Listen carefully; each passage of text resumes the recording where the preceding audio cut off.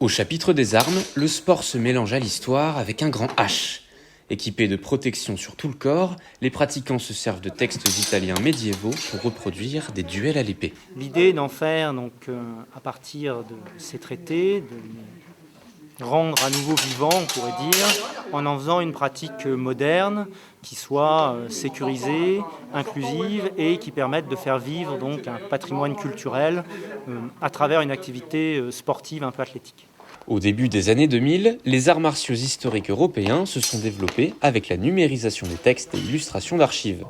En France, une fédération nationale encadre une centaine d'associations locales et 1400 licenciés. Et puis quand j'étais gosse, je jouais avec des sabres laser dans le jardin avec mes frères.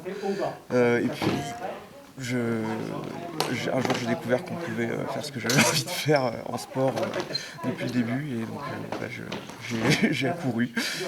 C'est la même chose que là dans tous les sports de combat. En fait, j'aime beaucoup cette idée que tu vas te battre avec quelqu'un mais de manière respectueuse. Tu vois, il y a une sorte de petit contrat établi entre les deux où on va se battre toi et moi mais dans le respect et sans intention de blesser. Il y a un peu ce côté de faire des échecs à 200 à l'heure avec quelqu'un en face, donc c'est le côté, c'est dire ce que fait l'adversaire, bien gérer son timing et celui de la personne en face. Les clubs sont libres des armes et des règles d'arbitrage qu'ils utilisent. Des tournois à petite échelle sont organisés un peu partout, mais la discipline n'a pas encore de grandes compétitions officielles.